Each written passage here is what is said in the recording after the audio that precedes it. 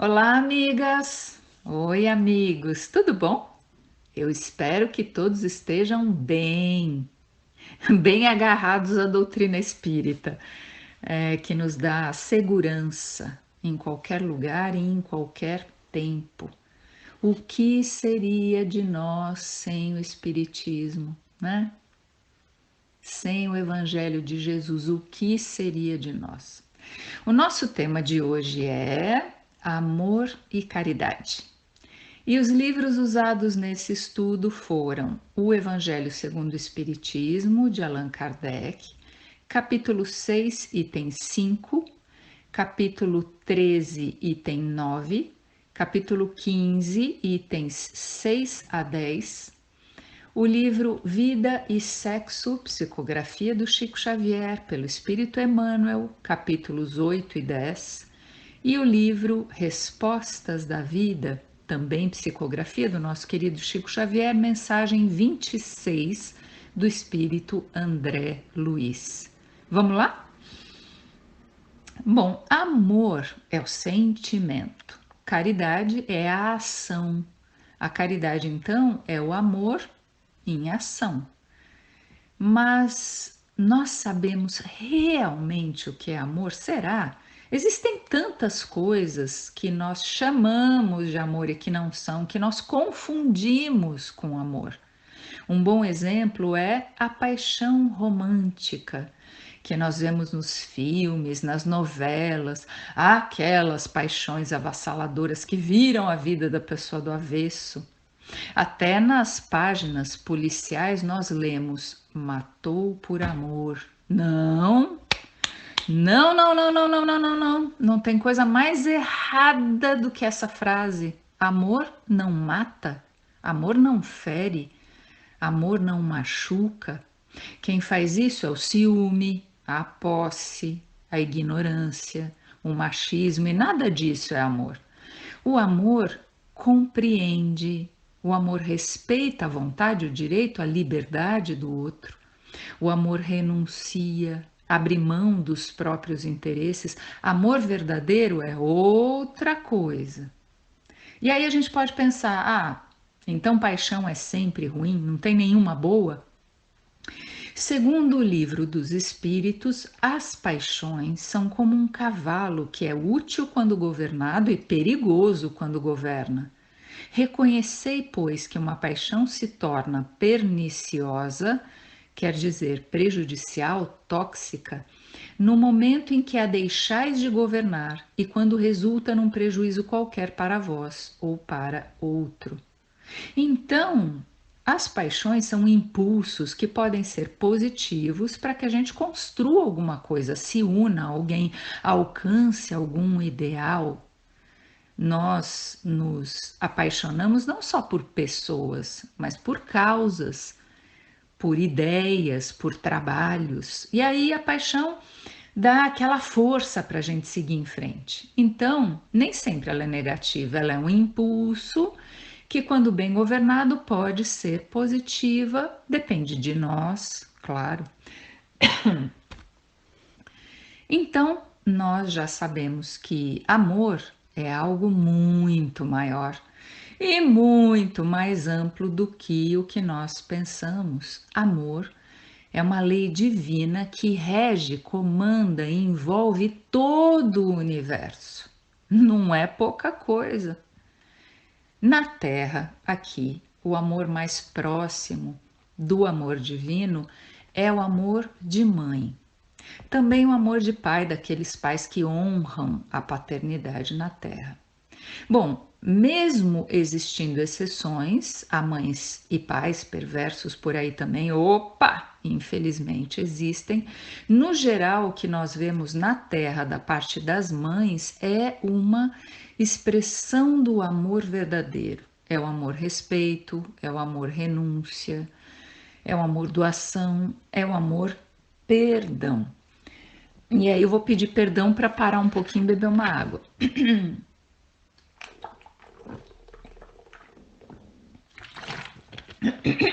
Pronto. Aqui em Portugal o tempo tá seco, gente. É verão e o verão aqui é bem seco. Bom, continuando. Na tentativa de compreender melhor o que é o amor, nós vamos recorrer ao capítulo 15 do Evangelho segundo o Espiritismo, onde está reproduzido um trecho muito famoso de uma carta que Paulo de Tarso escreveu aos coríntios, aos cristãos da região de Corinto, na Grécia. Não tem nada a ver com o time de futebol, não. Em algumas traduções, nós encontramos nessa carta a palavra amor, em outras, a palavra caridade. Nós sabemos que caridade é o amor em ação e foi caridade a escolha de Kardec. Vamos lá então? Algumas pessoas acham que esse texto é do Renato Russo, da banda Legião Urbana, mas não é. A música diz: ainda que eu falasse a língua dos homens e falasse a língua dos anjos, sem amor eu nada seria. E depois o Renato Russo mistura essa carta, que é de Paulo de Tarso, com versos do escritor português Luís de Camões. E fica uma música muito bonita. Mas hoje nós vamos estudar o texto certinho, a caridade segundo São Paulo. Se eu falar as línguas dos homens e dos anjos e não tiver caridade, sou como metal que soa ou como sino que tine. Paulo diz que podemos ter todo o conhecimento, toda a cultura, todo o estudo do mundo, mas sem caridade somos como um metal ou um sino que produz um som frio, ou seja, sem exercer o amor, que é a caridade, somos nada além de um pedaço de matéria. Vamos lembrar que no Evangelho, segundo o Espiritismo, capítulo 6, item 5, o Espírito da Verdade diz: Espíritas, amai-vos, eis o primeiro ensinamento. Instruí-vos, eis o segundo. Então, em primeiro lugar está o amor e depois a instrução. Nós devemos evoluir intelectualmente, mas sempre com o amor acompanhando ou comandando essa evolução. Continua Paulo. Se eu tiver o dom da profecia e conhecer todos os mistérios e quanto se pode saber, se tiver toda a fé até o ponto de transportar montanhas e não tiver caridade, não sou nada. Então não adianta ter a maior mediunidade do mundo, acreditar no poder de Deus, ter fé nos bons espíritos. Se a pessoa não tiver amor, não exercitar esse amor através da caridade, ela não é nada. Paulo coloca a caridade acima da própria fé.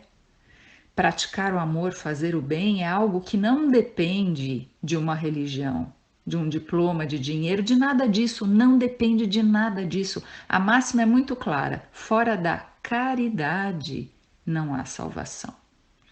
Segue a carta. E se eu distribuir todos os meus bens no sustento dos pobres e se entregar o meu corpo para ser queimado, se todavia não tiver caridade, nada disto me aproveita. A pessoa pode dar tudo que seja material, todos os bens, ela pode dar até o corpo físico, porque o nosso corpo pertence a Deus. Ela pode fazer tudo isso, mas se não for com amor, não vale nada. Para dar algo material para o próximo, é preciso acrescentar ao menos uma gotinha de amor. Se a gente vai dar uma moeda para alguém, se não for com um sorriso, com um fique com Deus, se não for com amor, é como se a gente não tivesse dado nada. Por isso Jesus deu aquele ensinamento em que o óbolo da viúva, a esmola, o donativo da viúva valia mais, porque aquela senhora deu só uma moedinha, mas aquela moedinha iria lhe fazer falta. Ela deu do seu necessário, não do seu supérfluo. E só o amor pelo próximo faz alguém ter esse gesto. Então, aquela contribuição da viúva estava envolta em tanto amor que contou mais do que qualquer outra. Nós podemos dar do nosso supérfluo com amor e isso ser uma doação relevante? Sim, desde que a gente coloque sempre a gotinha de amor em cada doação, em cada caridade que a gente for fazer, em todas elas. Continua Paulo. A caridade é paciente, é benigna. A caridade não é invejosa, não obra temerária, quer dizer, não trabalha de modo irresponsável, nem precipitadamente. Não se ensoberbece, quer dizer, não é orgulhosa, não fica cheia de soberba, que é orgulho. Não é ambiciosa, não busca os seus próprios interesses, não se irrita, não suspeita mal, não folga com a injustiça, mas folga com a verdade. Quer dizer, não gosta, não se sente bem com a injustiça, mas sim com a verdade. Vou até respirar fundo aqui. Nós conseguimos fazer tudo isso, amigos, amigas, nós conseguimos. Nós conseguimos agir sempre no sentido do bem, com paciência, com bondade, com tranquilidade, de modo responsável e humilde, satisfeitos com o que temos, dividindo o que temos, sendo justos, verdadeiros em todas as circunstâncias, não só de vez em quando aqui ou ali, em todas. Não, nós ainda estamos longe desse ideal. E é por isso que estudamos o Evangelho de Jesus, porque precisamos de um norte, precisamos saber para onde ir e como ir até lá. Iremos cair e levantar milhões de vezes, mas no rumo certo, no rumo dessa linda carta de Paulo de Tarso. Palavras inspiradas pelo próprio espírito de Estevão, que por sua vez transmitia as ideias de Jesus Cristo. Nada de desanimar no bem, a evolução a gente conquista sim, devagar e sempre um passinho de cada vez. Continua a carta. A caridade tudo tolera, tudo crê, tudo espera, tudo sofre. Tem muita coisa para comentar dessa frase. A frase é pequena, mas o conteúdo é grande. O missionário do bem suporta tudo, se entrega inteiramente à fé, ele tem paciência para esperar os frutos do trabalho que pertencem não a ele, mas a Deus. Ele sofre por amor à verdade. Pensem num Francisco de Assis, num Gandhi, numa Madre Teresa de Calcutá, num Chico Xavier. Todos eles e tantos outros sofreram, deram a sua vida pela caridade. Nós vamos conseguir ser como eles amanhã? Não. Amanhã eu quero dizer no dia seguinte mesmo, né? Não. Mas eles são faróis iluminando o caminho a seguir para nós. Sendo que o maior farol de todos, nosso máximo modelo e guia é Jesus Cristo. E Deus é tão bom que nos deu vários exemplos mais próximos para nos orientar e inspirar. E aí a gente se lembra da Adi, do Rui, da Neide, da mamãe Odila, da Beni, do seu Rubens, do seu João, da dona Ruth, de tantos outros amigos que já passaram para o plano espiritual e que nos deixaram lições preciosas, bem de pertinho, né? Com o coração cheio de saudade, nós dizemos para eles: muito obrigada, muito obrigada. A caridade ou o amor tudo tolera, tudo crê, tudo espera, tudo sofre. Algumas pessoas interpretam esse trecho da carta de Paulo como um aval, como uma permissão para fazer todas as maldades com o próximo. Afinal, quem ama tudo suporta, tudo sofre. Então, por exemplo, a mulher que é humilhada, agredida pelo companheiro, se ela o ama de verdade, ela tem de ficar lá quieta sofrendo. Isso é uma distorção gravíssima. Distorcer algo é mudar, alterar, perverter, corromper, estragar o seu sentido verdadeiro. Então, esse pensamento absurdo é mais uma distorção gravíssima dos ensinamentos cristãos. Dois trechos do livro Vida e Sexo esclarecem bem essa questão. Diz Emmanuel no capítulo 8: a escravidão não vem de Deus, e ninguém possui o direito de torturar ninguém à face das leis eternas. E no capítulo 10 nós lemos: não existem obrigações de cativeiro para ninguém nos fundamentos morais da criação. Um ser não dispõe de regalias para abusar impunemente de outro sem que a vítima se veja espontaneamente liberta de qualquer compromisso para com o agressor. Trocando em miúdos, duas pessoas têm a programação de se casarem, mas uma delas se torna um tirano doméstico, um abusador ou uma abusadora. Para Deus, o compromisso assumido está desfeito, porque ninguém tem o direito de humilhar, de escravizar, de maltratar o outro. Se alguém coloca em risco a sua sanidade ou a sua vida, ou a dos seus filhos, tudo bem se afastar como uma medida educativa e protetiva, mas mantendo o coração tranquilo, desejando bem para aquela pessoa. A caridade ou o amor tudo tolera, tudo crê, tudo espera, tudo sofre. Se refere às provas da vida que não podemos evitar e que temos de enfrentar com coragem. Se refere também aos sacrifícios que nos impomos de livre e espontânea vontade para ajudar o próximo, não para deixar o próximo se afundar e aumentar as dívidas dele, para ajudar o próximo. É a mãe que passa as noites em claro cuidando de um filho doente. É, por exemplo, a pessoa que se dedica a um voluntariado, a uma descoberta científica, a uma causa, com todo o amor, mesmo à custa de sacrifícios, como fez, aliás, Allan Kardec. Ficou claro? Né? Uma coisa é uma coisa, outra coisa é outra coisa.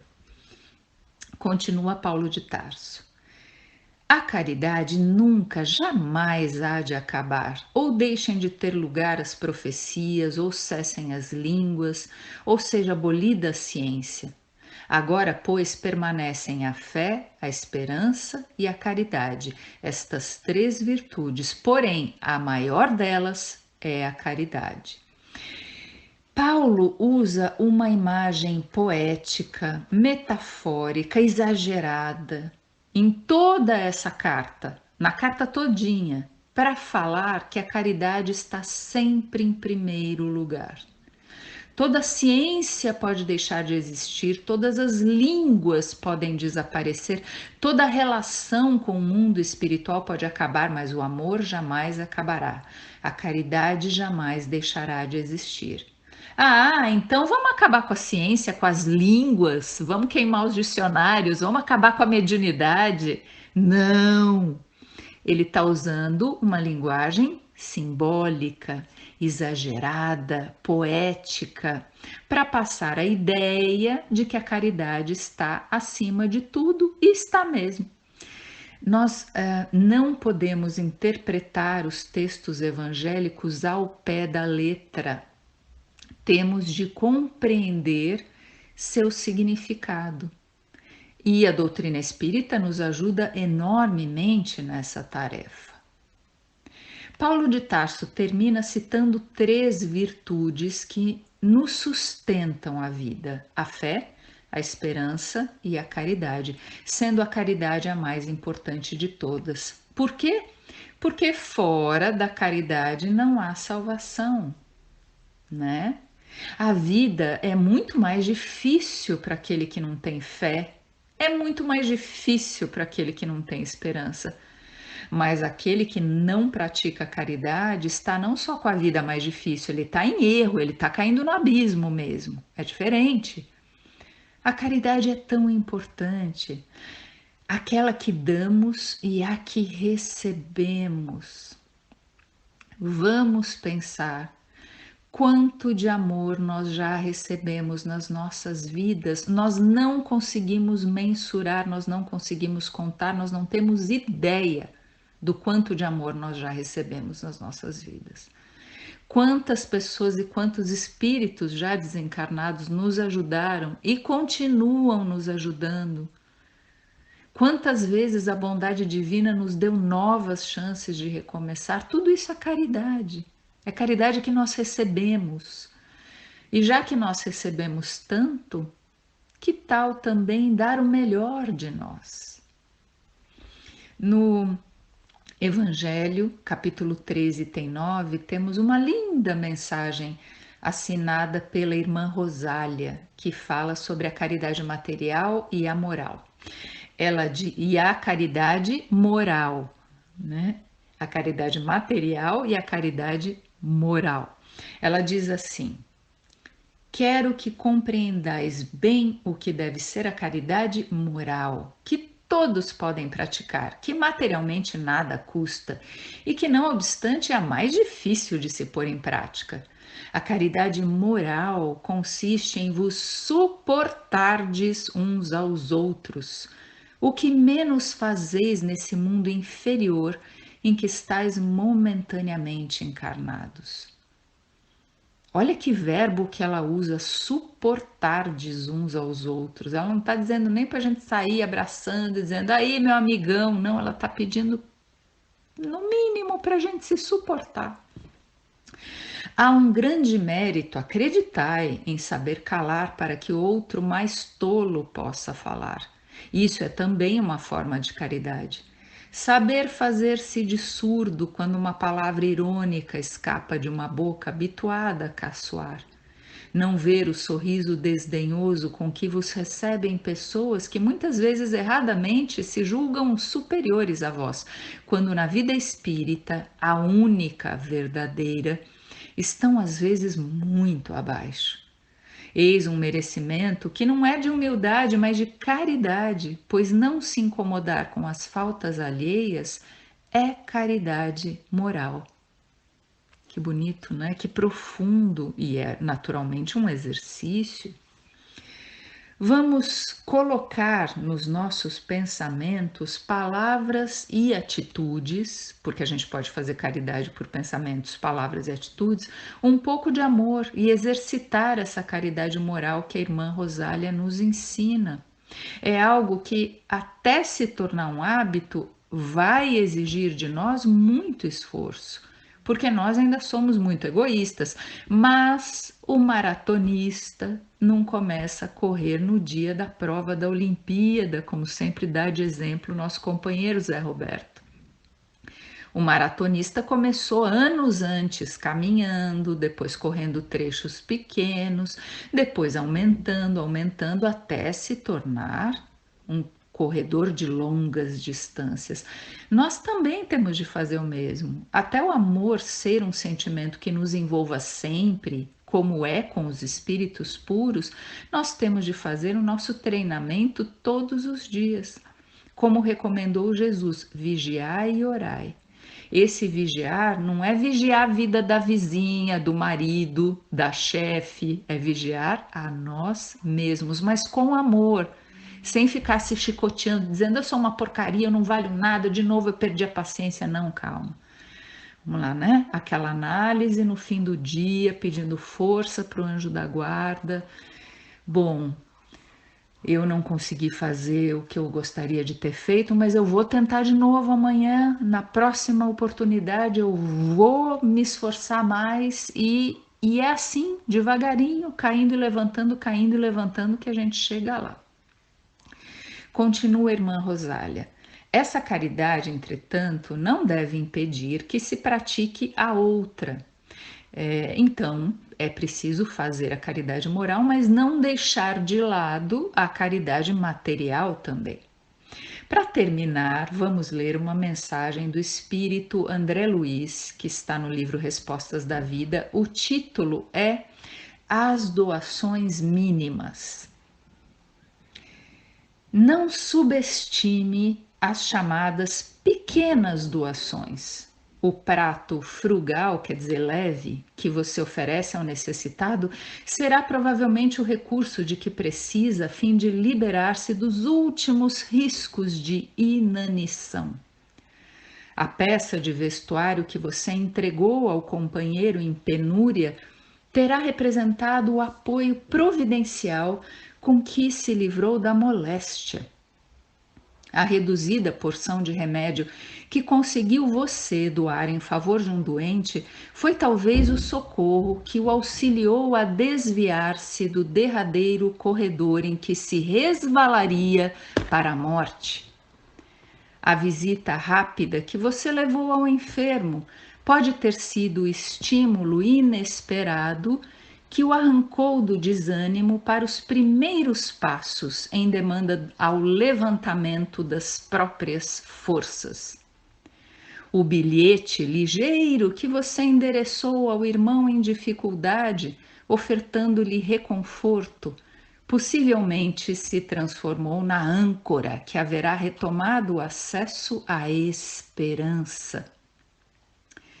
O minuto, perdão, o minuto de tolerância com que você suportou a exigência de uma pessoa em difícil conversação haverá sido aquele que a ajudou a descompromissar-se com um encontro desagradável ou com determinado acidente.